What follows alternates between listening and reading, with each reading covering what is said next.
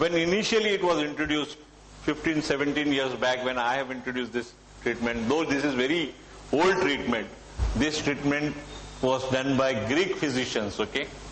This injectable treatment was done by Greek physicians. 2000 years back they used to do it and they were successful. Now this University of Iowa, University of Iowa, they have presented a paper where they have said injection sclerotherapy should be named as Greek inject, because Greek physicians were the first to treat this by such procedure. So generally 1% of ethoxysclerol लिया जाता है, उसको oil based रहता है injection material, that is I am talking about injection material and that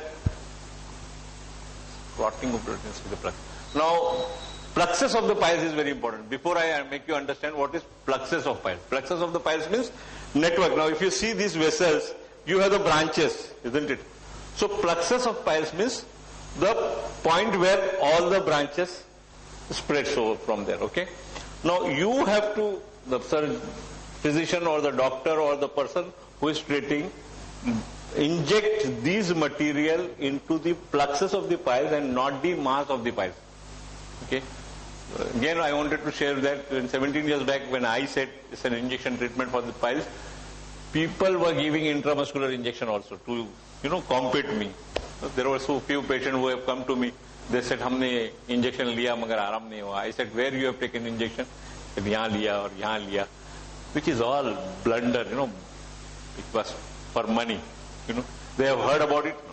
It's there in the book. You go read the book and train yourself. Go get training under somebody and do it. Isn't it? There is no harm in doing a proper procedure. Piles is given while seeing the piles through the proctoscope. जैसे मैंने आपको बताया proctoscope में पीछे देखने का है, piles दिखेगा, उसके बाद में उसके plexus में जाने का है, and inject the material in the plexus. This is painless. Injection is painless. कुछ बेहोश करने का जरूरत नहीं, सुन करने का जरूरत नहीं, कुछ नहीं, पता ही नहीं चलेगा. नो, इनफैक्ट अगर कोई उसको ये साथ में नहीं है, डॉक्टर के साथ में कोई सिस्टर या नर्स नहीं है, तो sometime you may doubt doctor ने इंजेक्शन लगाया कि नहीं. It is that painless. It is that painless. This is done for small piles, too small to apply bands. When you can not apply bands, you can have this procedure. Usually 3 to 5 sessions done at an interval of 2 to 3 weeks, whereas experts are doing it in one sitting. Weeks are required to totally abolish. एक बार inject करने के बाद 2 से 3 हफ्ता लगता है उसको सुकड़ने को. Okay, it is not that you have injected, it is not a surgery कि कट कर दिया और निकल गया उधर से. Okay, it is a procedure. तो वहां प्रोसीजर ऐसा होता है कि उसके बाद में आहिस्ते आहिस्ते वो श्रिंक होता है and then it get disable. Banding is also a procedure जहां पे बंदूक का कुछ एंडोस्कोपी में देखने का है, गन शॉट रहता है, यहां लगाने का पाइल्स के ऊपर, और बहुत ही छोटा सा रबर रहता है, वो पाइल्स के बॉडी को ऐसा खींचा जाता है और बंदूक से वो रबर मारा जाता है, तो वो जाके उसके नेक के ऊपर टाइट बैठ जाता है, नेक के ऊपर टाइट बैठ जाता है, ऐसे ऐसे उसका सर्कुलेशन कट हो जाता है and it falls on its own. इसमें श्रिंकेज नहीं होता है, इट फॉल्स. ओके, पूरा का पूरा जितना बैंडेज लगाया उतना,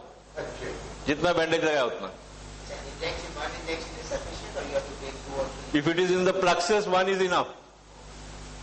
It is how you 2 to 3 times also, sometime it may happen. Then surgical treatment, usually done when non-surgical measures fail. Injection treatment is non-surgical, then bandage is non-surgical. When these treatments are failed, surgical measures comes into picture. Now remember that surgery can sometimes lead to a troublesome complication called fecal incontinence, जिसके बारे में मैंने पहले बताया, in which you cannot hold stool. It soils floor due to damage to the wall that holds stool. जो valve का जो nerve supply रहता है वो कट जाता है, तो वाल्व जैसे ऑटोमेटिक वाल्व है किसी जगह पे, उसका ऑटोमेटिक कनेक्शन आपने तोड़ दिया, तो फिर बाद में वो ऑटोमेटिक खुलेगा नहीं, वो बस खुला रहेगा तो खुला रहेगा, ओपन, वो फिर बाद में वो टॉयलेट जो वो चलते रहेगा.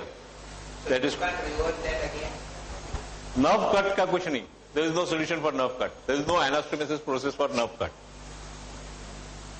ओके, वेसल्स को आप डाल सकते हो, बाईपास एक नया वेसल्स डाल सकते हो, बट जो नर्व सप्लाई है वो नर्व सप्लाई एक मरतबा कट हो गया, आपका दांत बना दिया, यहां से नर्व सप्लाई कट हो गया, इतना एरिया सुन हो जाएगा जिंदगी भर के लिए. ओके, तो नर्व सप्लाई जब भी कट हो जाता है तो then you have senseless place जहां पे उसका सेंस खत्म हो जाता है. नाउ जनरल मेजर्स सब है आपके लिए. सीट्स बात लेना चाहिए, स्टूल सॉफ्ट होना चाहिए, ईटिंग हैबिट डाइट को इंप्रूव करना चाहिए, excess of water, fiber in diet, exercise होना चाहिए. अब ये पाइल्स होता किसको है? Okay, now this is soluble fiber, क्या लेना चाहिए? तो ये पाइल्स होता किसको है? इनफैक्ट पाइल्स सब ह्यूमन को हो सकता है, 100% ह्यूमन बीइंग को हो सकता है. Why? Because our anal vessel is made that way. वहां आके एनल पे आके यू टर्न लेता है, एनल पे आके यू टर्न लेता है, तो उधर कंजेशन होने का चांसेस है ग्रेविटी की वजह से. अभी जैसा मैं खड़ा हूं, erect position, this is called erect position. When I am standing, तो मेरा बटक्स ऐसा, वेसल्स जो है वो ऐसा आके यू टर्न ले लिया. अब उसमें ब्लड आता है और जमता है, रुकता है, हार्ट की वजह से, वेसल्स के फंक्शन की वजह से तो चलता है, बट थोड़ा भी स्लगिश हो गया तो वो वहां पर जमा रहेगा. फॉर एग्जाम्पल 4 पांव वाले जानवर है, उनका एनस ऊपर है, वो जब खड़े रहते तो उनका वेसल ऐसा जाके नीचे आता है, तो उनका ब्लड ऊपर रुकता ही नहीं. तो 4 पांव वाले जानवर जो है उनको कभी भी पायल्स नहीं होता, बट 2 पांव वाले जानवर जो है उनको 100%, सब पूरे आबादी को, पूरे पॉपुलेशन को पायल्स होने का चांस है, because of their erect position. Yes, in the vessels. No, faeces का पूरा कॉलम अलग है. Very good question, very good question. See, you try to understand this. Faeces का कॉलम ये है, ये कॉलम, इसमें से फिकस आता है. ये जिसमें ये प्रोक्टोस्कोप गया है, इसमें से फिकस आता है. And piles are here. ये जो वेसल्स होते हैं इधर, ये वेसल्स के साथ में होते हैं. Yes, it's a vessels. Very good. मेरा ख्याल आप बहुत क्लियर हो गया ना. तो जो पाइल्स का जो, अब क्या होता है, if you remove this, if you think that ये नहीं है इधर, ओके, और ये पाइल्स इतना बड़ा हो गया, ये पाइल्स इतना बड़ा हो गया, टॉयलेट को जाने को जगह नहीं, टॉयलेट को निकलने को जगह नहीं, ब्लॉक हो जाता है. थोड़ा हार्ड स्टूल है तो आपको ताकत लगाएंगे, and finally what you do is you rupture the vessels. इतना जोर से स्ट्रेन करता है, दोनों तरफ बल्जी वेसल्स है, बीच में से स्टूल को जाने का आपने ताकत लगा दिया, ये फट गया, इधर का भी फट गया, इधर का भी फट गया. फटा क्या? वेसल्स. ओके, तो वेसल्स फट जाएंगे. सॉरी,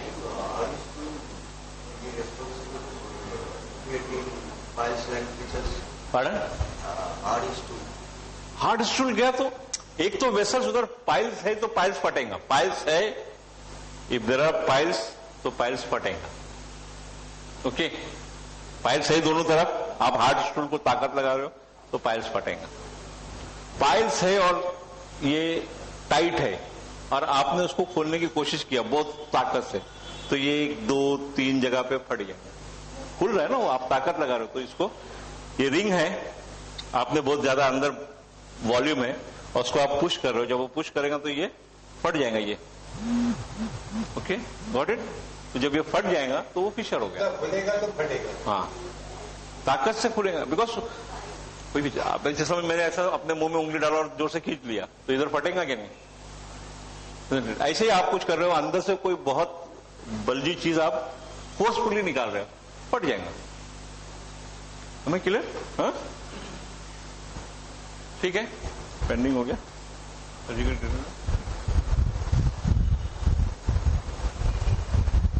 ये सब इंस्ट्रूमेंट है. अगर किसी ने आपको इस इंस्ट्रूमेंट से नहीं देखा तो उसको नहीं मालूम आपको पाइल्स है क्या नहीं. इंटरनल, एक्सटर्नल तो पैड है तो मालूम पड़ जाएगा, बट एक्सटर्नल है तो इंटरनल भी देखना चाहिए उसको.